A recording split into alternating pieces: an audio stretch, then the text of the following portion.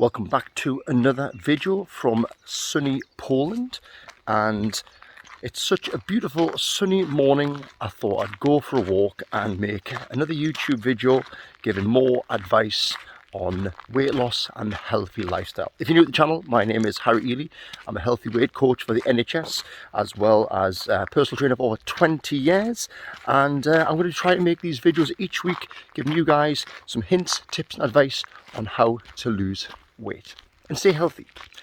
And because it's such a beautiful morning, I thought I would go and get some steps in before breakfast. So I've just had a nice strong black coffee and I'm going to go for about a 2-hour walk, try to get about 20,000 steps in, so lots of cardio, lots of fat burning, and then when I get back I'll have some breakfast. And that's what I want to talk about today: food.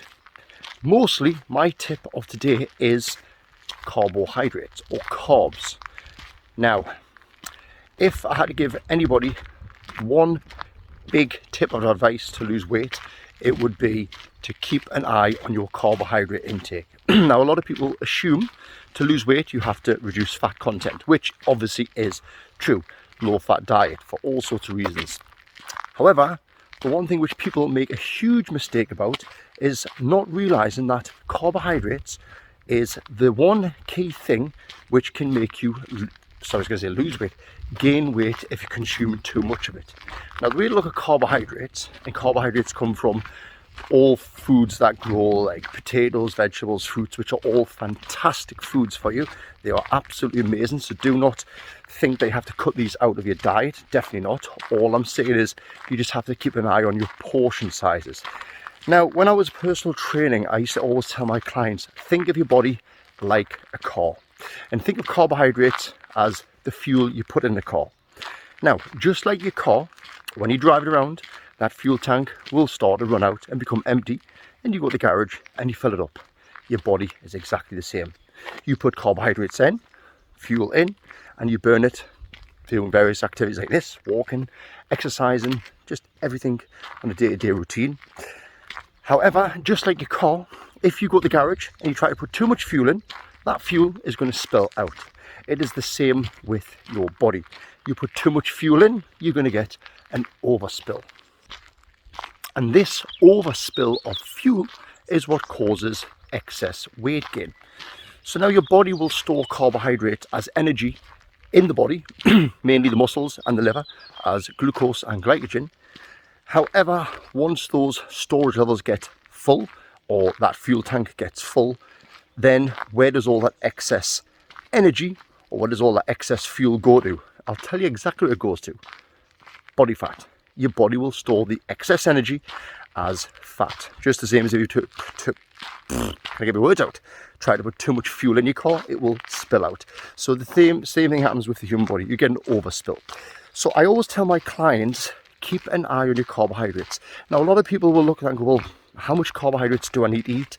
How much do I need to eat for energy? How much do I need to eat to lose weight? And it is a bit of a tricky question, because you've got to kind of work out what you do on a daily basis. Are you a very active person? Do you go to the gym regularly? Do you go for nice long walks like this in the morning? Do you sit on your backside all day at an office, a desk job like me? Or do you have an active job? See, all these things have to be taken into consideration when we're talking about carb reduction, or how much carbs you need to lose weight. And quite often I would say to my clients, try carb cycling. Have higher days, have lower days. Same as your car. There's going to be some days when you drive the car more, and there's going to be some days when you drive the car less. It could be a Sunday and you've left the car on the drive, you're not going to go anywhere, you're just going to chill out at home. So, do you need to put fuel in the car then? No. Same as your body. If you're having a day when you're sitting, chilling, doing nothing, do you really want to be over consuming energy, carbohydrates? And the answer to that is probably not. So what I used to do when I was competing to get absolutely shredded is I would do what's called carb cycling.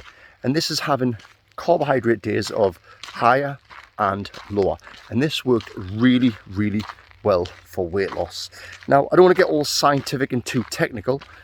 1 second, because my arm is hurting holding the camera like this, so I'm going to swap sides. So I don't want to get too technical and start talking about the in-depths of carb cycling, but basically all I'm saying is, to begin with, just don't be fooled into thinking that everything that you eat low fat is good for you. quite often you'll get low fat yogurts and you go, well, it's low fat, so it's good for you, but it will be full of sugar. And sugar, by the way, is carbohydrates, because all carbohydrates will be broken down into their simplest form, which is sugar. Okay, so try reading the food labels.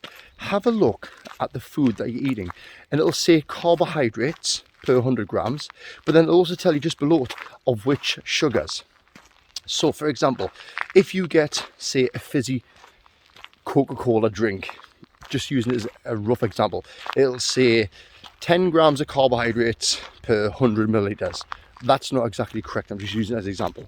Okay, but then it'll say underneath of which sugars, and it will tell you exactly 10 grams. So what I'm trying to say is, try to get foods that contain quality carbohydrates, okay?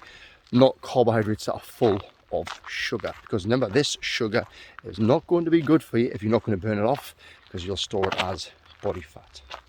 So my tip of the day is, if you want to lose weight, need to focus on your carbohydrate intake and not just purely on your fat intake.